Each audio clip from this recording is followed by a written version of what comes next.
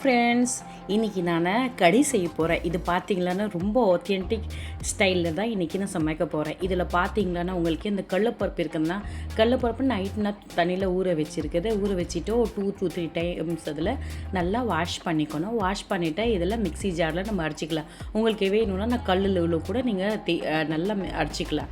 இதில் பார்த்தீங்களான்னா கொஞ்சம் தான் உங்களுக்கு எவ்வளோ காரமாக தேவைப்படுது அந்தளவுக்கே காரமாக சேர்த்துக்கோங்க. கொஞ்சம் இஞ்சினா ஒரு 2 இன்ச்சு வரைக்கும் இஞ்சி போட்டிருக்குது. ஒரு 10 to 12 நான் இதில் கார்லிக் யூஸ் பண்ணுறேன், பூண்டு யூஸ் பண்ணுறேன். அதுக்கப்புறம் இன்னும் கொஞ்சம் டேஸ்ட் உங்கள் எவ்வளோ டேஸ்ட்டு தேவைப்படுது அந்தளவுக்கு கொஞ்சம் கல் உப்பு தான் யூஸ் பண்ணுறேன். ஸோ மிக்சியில் கொஞ்சம் நைஸாக அடிச்சுக்கோங்க. ரொம்ப நைஸாக இருக்கக்கூடாது, ஓரளவுக்கு அதை கொஞ்சம் ரஃப்பாக இருக்கணும். அந்த மாதிரி நம்ம அடிச்சுட்டேன். அதுக்கப்புறம் கொஞ்சம் வெங்காயம் நான் கட் பண்ணிவிட்டு போட்டு, ஒரு பெரிய வெங்காயம்னா அதில் சின்ன சின்ன பொடியாக நம்ம கட் பண்ணிக்கலாம். நிறைய கொத்தமல்லி போட்டுக்கணும். நல்லா போட்டுட்டு கொஞ்சம் உங்களுக்கே வேணும்னா லைட்டாக நீங்கள் மஞ்சத்தூள் நீங்கள் யூஸ் பண்ணிக்கலாம். இப்போ இதில்னா இந்த சைடு நம்ம கேஸில் நம்ம சின்ன கடாயில் லைட்டாக அந்த உங்களுக்கு என்ன ஆயில் நீங்கள் யூஸ் பண்ணுறீங்களா, குக்கிங் ஆயில், அந்த ஆயில் நீங்கள் யூஸ் பண்ணிக்கோங்க. ஸோ இதில் நான் பார்த்தீங்களன்னா அந்த நார்த் ஸ்டைல் செய்கிறதுனால நான் ஃபுல் அண்ட் ஃபுல்லாக அந்த நார்த் ஸ்டைலில் தான் நான் இன்றைக்கி சமைக்க போகிறேன். ஸோ அதனால் நான் இன்றைக்கி கடுகு எண்ணெய் தான் யூஸ் பண்ண போகிறேன், மஸ்டர்ட் ஆயில் தான் யூஸ் பண்ண போகிறேன். உங்களுக்கு வேணும்னா நீங்கள் என்ன ஆயில் யூஸ் பண்ணுவீங்களோ அந்த யூஸ் பண்ணிக்கோங்க. அதுக்கப்புறம் நல்லா மிக்ஸ் பண்ணிக்கோங்க. மிக்ஸ் பண்ணிவிட்டு உங்களுக்கு என்ன ஷேப் கொடுக்கணும் அந்த ஷேப் நீங்கள் கொடுக்கல. இது நார்மல் பார்த்தீங்களான்னா இது உங்களுக்கு அந்த நம்ம பருப்பு வடை சொல்லணும்னா அந்த தால் வடை அதே தான் அதை வச்சுட்டு நம்ம கடுகையே செய்ய போகலாம். ஸோ அது ரொம்ப ஈஸி மெத்தடில் இருக்குது. ரொம்ப நல்லாயிருக்கும். அண்ட் டேஸ்ட் பார்த்தீங்களான்னா கேட்கவே வேணாங்க, ரொம்ப நல்லாயிருக்கும், ரொம்ப டேஸ்டியாக இருக்கும். ஸோ அதை செய்யும்போதே கூட ரொம்ப ஈஸி மெத்தடில் தான் நான் இன்றைக்கி செஞ்சுருக்குதேன். நீங்கள் கூட பார்த்துக்கலாம். இதில் பார்த்தீங்களான்னா உங்களுக்கு பேசன் கிடைக்கும். அந்த கடலப்பருப்பு இருக்குதுன்னா அதோட மாவு இருக்கும். ஓகே, அது கூட நீங்கள் அதில் வச்சுட்டு கூட செய்யலாம். இது நான் ரொம்ப அந்த நார்த்தில் ரொம்ப ஆத்தென்டிக் ஸ்டைலில் செய்கிறதுனால நான் இந்த பருப்பில் தான் இன்றைக்கி செய்கிறேன். அண்ட் நிஜமாக சொல்கிறேன், இதோட டேஸ்ட் வேறு லெவல், கேட்கவே வேண்டாம், ரொம்ப ரொம்ப ரொம்ப நல்லாயிருக்கும். ஸோ இதை நம்ம என்ன பண்ணலாம், நல்லா ஒரு கோல்டன் ப்ரௌன் வரைக்கும் நம்ம நல்லா இதெல்லாம் ஃப்ரை பண்ணிக்கலாம்.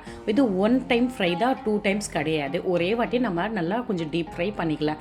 பண்ணிவிட்டு இதே மாதிரி இதில் நல்லா ஃப்ரை ஆயிடுச்சுன்னா எடுத்துகிட்டு தனியாக எடுத்து வச்சுக்கோங்க. பேலன்ஸ் எவ்வளோ நீங்கள் வச்சுருக்கீங்களா அதை ஃபுல்லாக நீங்கள் தனியாக எடுத்து வச்சுட்டு, உங்களுக்கு வேணும்னா லைட்டாக நீங்கள் சூடு தண்ணியில் நார்மல் வாட்டரில் கூட நீங்கள் வச்சுக்கோங்க. பிகாஸ் இது ஆல்ரெடி நம்மளுக்கே ஹாட்டாக தான் இருக்குது. நார்மல் பச்சை தண்ணியில் கூட போட்டிங்களான்னா அது அது தனி சூடாயிரும். ஸோ அதில் பேலன்ஸ் எவ்வளோ நீங்கள் அந்த மாவு வச்சுருக்கீங்களா அது எல்லாமே நீங்கள் அந்த மாதிரி அந்த பக்கோடா செய்யலாம். இதுக்கு நீங்கள் சொல்வீங்களா அந்த வடை சொல்கிறீங்களான்னா வடை செய்யலாம். ஸோ இந்த மாதிரி எல்லாம் நம்ம தனியாக செஞ்சு வச்சுட்டேன். அப்படியே கொஞ்சம் காரமாக கொஞ்சம் கம்மியாக தான் இருந்துச்சு. அதனால் பச்சை மிளகா கொஞ்சம் நான் போட்டேன். உங்களுக்கு வேணும்னா நீங்கள் ஸ்கிப் கூட பண்ணிக்கலாம். ஸோ இதெல்லாம் எடுத்துகிட்டு நீங்கள் தனியாக ஒரு பவுலில் தண்ணியில் போட்டுக்கோங்க.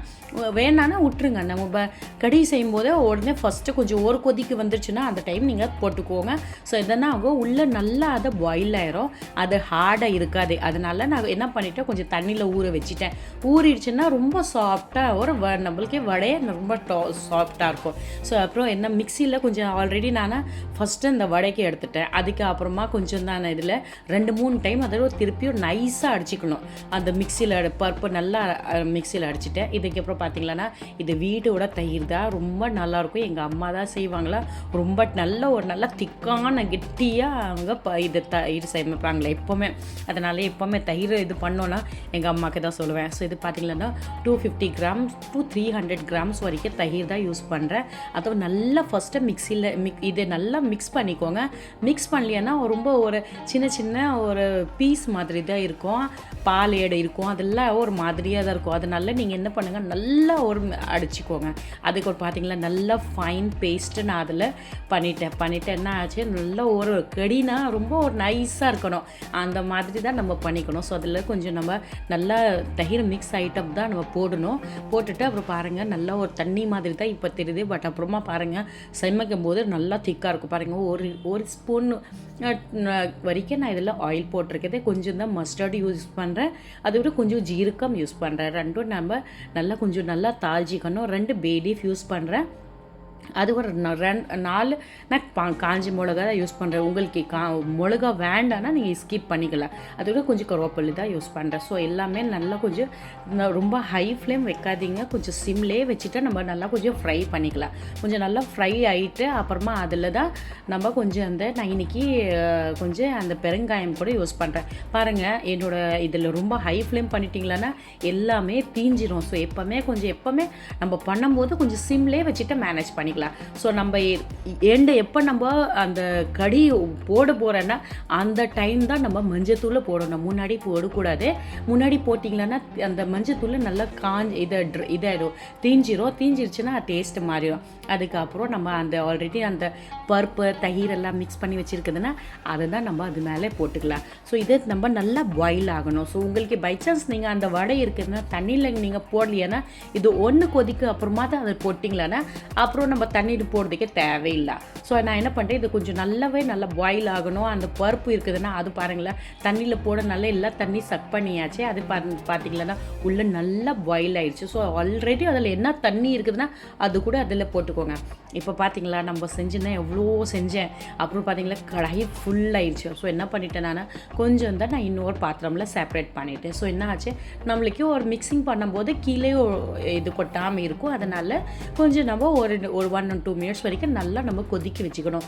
நல்லா கண்டிப்பாக இல்லைன்னா பச்சை வாசனை தான் இருக்கும், நல்லாவே இருக்காது. ஸோ கண்டிப்பாக கறி எவ்வளோ நம்ம நல்லா ஒரு ஃப்ரை அந்த டேஸ்ட்டை கொண்டு வரணுன்னா கண்டிப்பாக நல்லா நீங்கள் பாயில் பண்ணிக்கணும். ஸோ நல்லா பாயில் ஆகிடுச்சு. அதுக்கப்புறம் எப்போவுமே கடை சமைக்கும் போதே சால்ட்டு கடைசியாக தான் போடுங்க. ஓகே, ஃபஸ்ட்டு போடாதீங்க.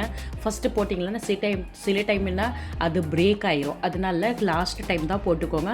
அண்ட் செகண்ட் திங், நீங்கள் கடி சமைக்கும் போதே கண்டினியூஸ்லி நீங்கள் அதை நல்லா அந்த கரண்டி வச்சுட்டு மிக்ஸ் பண்ணிகிட்டே இருக்கோங்க. ஸோ அதில் என்ன ஆகும், அந்த கடி இருக்குன்னா அந்த தயிர் இருக்குன்னா பிரிக்காது. ஸோ அதனால் நம்ம எப்போவுமே அப்படி தான் பண்ணிக்கலாம். ஸோ இப்போ பாருங்கள், இப்போ தாளிக்கிறதுக்கு நான் 3 தக்காளி யூஸ் பண்ணுறேன், ஒரு மீடியம் சைஸ் வெங்காயம் யூஸ் பண்ணுறேன். ஸோ ஃபஸ்ட் நான் ஆயில் போட்டு கொஞ்சம் அதெல்லாம் மஸ்டர்ட் சீட்ஸ், அப்புறம் கொஞ்சம் ஜீரகம், கொஞ்சம் இது பெருங்காயம், கொஞ்சம் இதில் கருவேப்பிலை, ஸோ எல்லாமே போட்டுட்டு நம்ம மிக்ஸ் பண்ணிக்கலாம். கொஞ்சம் இதில் நான் கார்லிக் க்ரஷ் பண்ணிட்டு தான் யூஸ் பண்ணுறேன். அது க்ரஷ் பண்ணிவிட்டு என்ன ஆகும், அந்த டேஸ்ட்டு ரொம்ப நல்லாயிருக்கும். ஸோ கார்லிக் நம்ம போட்டுட்டு கொஞ்சம் நல்லா ஃப்ரை ஆயிடுச்சுன்னா ஒரு தாளிக்கும் போது இது காஞ்சி மிளகா ரொம்ப காரமாக இருக்காது. அதனால நான் கொஞ்சம் காரமாக அதை நம்ம பார்க்கும்போதே கொஞ்சம் நல்லாயிருக்கும், டேஸ்டியும் இருக்கும். அதனால நான் கொஞ்சம் சில்லி அதிகமாக தான் யூஸ் பண்ணுறேன். 2 பச்சை மிளகா யூஸ் பண்ணியிருக்குது. ஸோ பச்சை மிளகா லைட்டாக காரம் இருக்கும், பட் காஞ்ச மிளகா அந்தளவுக்கே காரம் இருக்காது. ஸோ அதுக்கப்புறம் கருவேப்பிலை போட்டுட்டு கொஞ்சம் லைட்டாக நல்லா ஃப்ரை பண்ணிக்கோங்க. ஃப்ரை பண்ணிவிட்டு அப்புறமா ஒரு பெரிய வெங்காயம் தான் யூஸ் பண்ணுறேன் நான். அதை நல்லா கொஞ்சம் ஃப்ரை பண்ணிக்கோங்க. உங்களுக்கு வேணும்னா லைட்டாக அதில் உப்பு சேர்த்துக்கோங்க. அது உப்பு சேர்த்துட்டிங்களான்னா என்ன ஆகும், ஆனியன் சீக்கிரமாக ஃப்ரை ஆயிரும். அதே மாதிரி தக்காளி நல்லா வேகணும்னா அந்த டைம் கொஞ்சம் மஞ்சள் தூள் யூஸ் பண்ணிக்கோங்க. இது சின்ன டிப்ஸ் தான். அதுக்கப்புறம் பார்த்தீங்கன்னா ரொம்ப அது நல்லா கொஞ்சம் ஃப்ரை ஆகும்போது நான் இதில் லைட்டு அதில் அந்த எண்ணெயிலே இருக்கும்போது நம்ம சில்லி பவுடர் போட்டுக்கணும். சில்லி பவுடர் நம்ம எண்ணெயிலே இருக்கும்போது போட்டுனா என்ன ஆகும், அது ரொம்ப அந்த கலர் ரொம்ப நல்லா தூக்கி எடுக்கும். ஸோ அதனால் அந்த டைம் நம்ம சில்லி பவுடர் போட்டுட்டேன். ஸோ அதுக்கு அப்புறமா இது ரொம்ப காரமே இருக்காது ஃப்ரெண்ட்ஸ். அதனால் நான் யூஸ் பண்ணேன். பை சான்ஸ் உங்கள் வீட்டில் கம்மியாக சாப்பிட்றீங்களா நான் காரம், நீங்கள் அவாய்ட் பண்ணிக்கலாம். ஸோ அப்புறம் தக்காளி நம்ம தக்காளி போட்டு நல்லா கொஞ்சம் நல்லா வெந்திக்கணும் வரைக்கும் நல்லா நம்ம ஃப்ரை பண்ணிகிட்டே இருக்கணும். அதுக்கு வர கொஞ்சம் நான் உப்பு போட்டிருக்குது. உப்பு ஆல்ரெடி நான் கடியில் போட்டிருக்குது, அதனால இதில் லைட்டாக தான் போட்டிருக்குது. ஸோ இந்த நம்ம தக்காளி வெங்காயம்க்கு எவ்வளோ நம்மளுக்கு தேவை இருக்குது உப்பு அந்தளவுக்கு நம்ம போடணும், ரொம்ப அதிகமாக போடக்கூடாது. நல்லா ஃப்ரை ஆகிடுச்சு பார்த்தீங்களா, கொஞ்சம் தான் அவ்வளோ குறைஞ்சிட்டு ரொம்ப கம்மியாகிடுச்சு. அதுக்கப்புறமா நல்லா இது கொஞ்சம் இன்னும் 1 or 2 minutes வரைக்கும் நம்ம ஃப்ரை பண்ணிக்கலாம். ஃப்ரை பண்ணிட்டு பாருங்கள், இந்த சைடு நம்மளுக்கு கடி ஆல்ரெடி ரெடி ஆகிடுச்சு. ரெடி ஆகிட்டு பாருங்கள் எவ்வளோ நல்ல ஒரு கடியோட கலர் பாருங்களேன், எவ்வளோ நல்லா இருக்கா. நிஜமாக சொல்கிறேன், நம்மக்கிட்ட பேசலையா, இது ட்ரூலி சொல்கிறேன், அது ரொம்ப நல்லாயிருக்கும், ரொம்ப டேஸ்ட்டாக இருக்கும். நீங்கள் அந்த கடியே மறந்துடுவீங்களா, அது ரொம்ப ஆத்தென்டிக் டிஷ் நம்ம சொல்லலாம். அண்ட் இதே நீங்கள் நார்மலி ரைஸ்க்கே கூட சாப்பிட்லாம், நீங்கள் ரொட்டிக்கே கூட யூஸ் யூஸ் பண்ணிக்கலாம், சப்பாத்திக்கு யூஸ் பண்ணிக்கலாம், வெறுமனை கூட நீங்கள் சாப்பிட்லாம். அந்த அளவுக்கு அது டேஸ்டியாக இருக்கும் அண்ட் ரொம்ப நல்லாயிருக்கும். ஸோ நார்மலி பார்த்தீங்களன்னா அந்த பேசனில் தான் பண்ணுவாங்களா, அது கூட நான் நெக்ஸ்ட் டைம் அந்த வீடியோ நான் போஸ்ட் பண்ணுறேன், போஸ்ட் பண்ணுறேன். பட் நார்மல் சொல்லட்டுமா, இதோட டேஸ்ட் வேறு லெவல் இருக்கும் ஜி. அதை உடனே நான் ஒரு கைப்பிடி வரைக்கும் நம்ம அதில் மல்லி போட்டுக்கலாம். மல்லி போட்டேன்னா பாருங்களேன், கொத்தமல்லி அவ்வளோ டேஸ்ட், அந்த ஃப்ளேவர் வாவ் ரொம்ப நல்லாயிருக்கும். ஸோ நீங்கள் எப்படி சமைப்பீங்களா இன்றைக்கி சொல்லுங்கள். பை சான்ஸ் நீங்கள் என்னோடய சேனலில் புதுசாக இருக்கீங்களான்னா ப்ளீஸ் லைக் பண்ணாங்க, சப்ஸ்கிரைப் பண்ணாங்க, ஷேர் பண்ணுங்க. நீங்கள் சமைச்சிட்டு எனக்கு கண்டிப்பாக மெசேஜ் பண்ணுங்க, கமெண்ட் பண்ணுங்க.